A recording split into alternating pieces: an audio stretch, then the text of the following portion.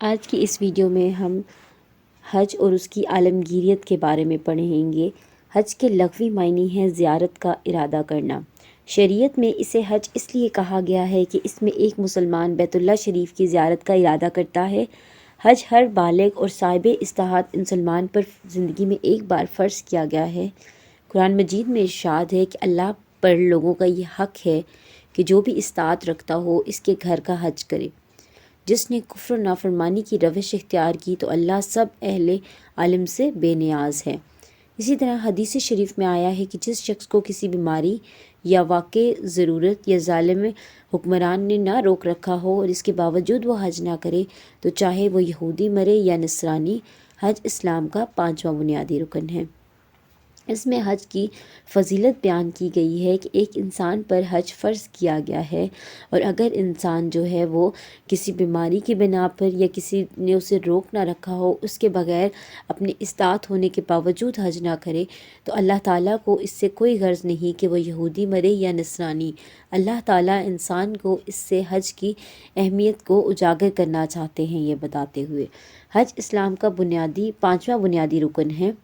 سفر حج کا ارادہ کرنے کے بعد جو انسان اپنی منزل کی طرف بڑھتا ہے، اس کے اندر نیکی کا جذبہ پروان چڑھ جاتا ہے۔ اس کی کوشش ہوتی ہے کہ اس سے کسی کو اذیت نہ پہنچے، جس کی جتنی خدمت ہو سکے کرے۔ وہ حرم الہی کا مسافر ہونے کی حیثیت سے ہر برے کام سے باز رہتا ہے۔ اس طرح یہ پورا سفر عبادت ہے۔ اللہم لبیک۔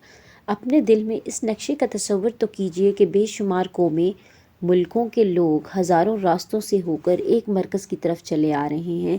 شکلیں، رنگ، زبانیں مختلف ہیں، مگر مرکز کے قریب ایک خاص حد تک پہنچتے ہی سب اپنے اپنے قومی لباس ترک کر دیتے ہیں اور ایک ہی طرز کا سادہ یونیفارم پہن لیتے ہیں جسے احرام کہا جاتا ہے۔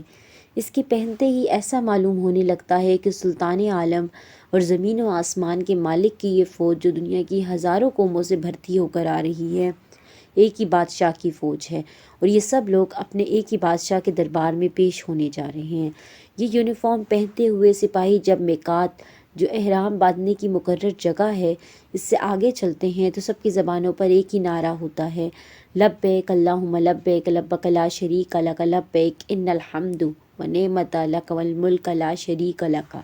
حاضر ہوں اے اللہ، میں حاضر ہوں، میں حاضر ہوں، تیرا کوئی شریک نہیں، میں حاضر ہوں، یقیناً تعریف سب تیرے لیے ہے، نعمت سب تیری ہے، ساری بادشاہی ہی ہے تیری ہے، اور تیرا کوئی شریک نہیں ہے۔ اور یہ تمام وہ نعرہ ہے، یہ وہ کلمات ہیں جو حاجی میقات سے پڑھنا شروع کرتے ہیں۔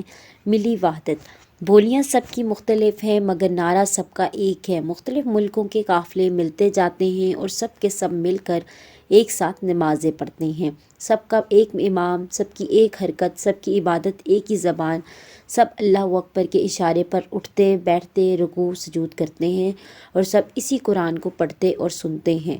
یوں زبانوں، نسلوں، قومیتوں اور وطنوں کا اختلاف ختم ہو جاتا ہے اور ایک اللہ کو ماننے والوں کی عالمگیر جماعت تشکیل پاتی ہے۔ پھر جب یہ قافلے یک زبان ہو کر لبیک اللہم لبیک کے نعرے لگاتے ہیں تو ایک عجیب سی فضا پیدا ہو جاتی ہے، جس کے نشے میں سرشار ہو کر انسان اپنی ذات کو بھول جاتا ہے اور اس لبیک کی کیفیت میں جذب ہو کر رہ جاتا ہے۔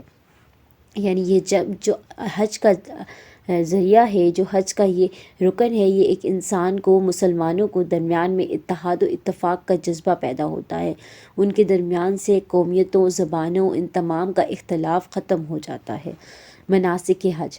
سب کا منی میں کیمپ لگانا، پھر سب کا عرفات کی طرف کوچ کرنا اور وہاں ایک امام سے خطبہ سننا، پھر سب کا رات کو مزدلفہ میں چھاؤنی ڈالنا، پھر سب کا ایک منی کی طرف پلٹنا، پھر سب کا جمرات پر کنکریاں مارنا، اور پھر سب کا قربانیاں کرنا، پھر سب کا ایک ساتھ کعبے کی طرف پلٹ کر طواف زیارت کرنا اور سب کا ایک ہی مرکز کے گرد نماز پڑھنا، یہ سب اعمال وہ کیفیت پیدا کرتے ہیں جس کی مثال پوری دنیا میں یا کسی بھی مذہب کے عمل میں نہیں ملتی۔ حج ایک عظیم نعمت، تمام ملکوں کے عام لوگوں کا صاف دلی کے ساتھ ملنا، قلبی اور روحانی اتحاد کے ساتھ ملنا، صرف ایک ہی دفعہ مل کر نہ رہ جانا بلکہ ہر سال اس مرکز پر اکٹھے رہنا، وہ نعمت ہے جو اسلام کے سوا اولاد آدم کو کسی نے عطا نہیں کی۔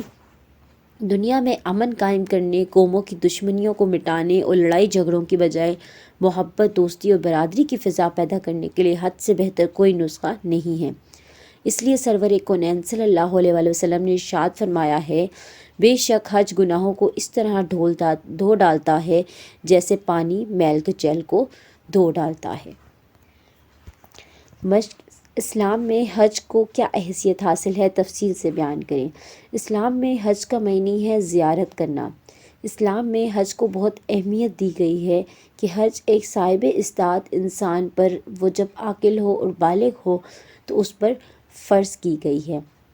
ایک اور جگہ پہ حضور صلی اللہ علیہ وسلم نے ارشاد فرمایا ہے کہ اللہ تعالیٰ کو اس سے کوئی قرض نہیں، جس کا مفہوم یہ ہے کہ اگر ایک انسان ہے اور وہ بیمار نہیں ہے اور اسے حکمران نے، کسی ظالم حکمران نے نہیں روک رکھا یا وہ استطاعت نہیں رکھتا اور اس کے باوجود وہ حج نہ کرے، تو وہ چاہے نصرانی مرے یا یہودی، اللہ تعالیٰ کو اس سے کوئی غرض نہیں ہے۔ یعنی اللہ تعالیٰ نے انسان کو حج کا حکم دیا ہے کہ اگر ایک انسان ہے، وہ اطاعت، اس چیز کی استطاعت رکھتا ہے، اس کے پاس اتنی دولت ہے کہ وہ اللہ تعالیٰ کے گھر کا حج کرے، تو اسے چاہیے کہ وہ اللہ تعالیٰ کے گھر کی زیارت ضرور کرے۔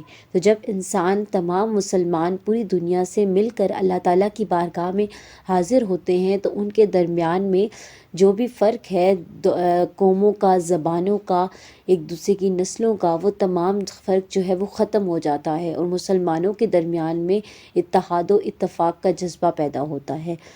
اسلام میں حج کرنے سے انسان، جب تمام لوگ اپنے ملکوں سے نکل کر ایک اللہ تعالیٰ کی بارگاہ میں حاضر ہوتے ہیں، تو وہ اپنے اس پورے سفر کو عبادت، ان کا یہ پورا سفر عبادت ہے، تو ان تمام عبادت کے سفر میں وہ تمام برے کاموں سے رکے رہتے ہیں۔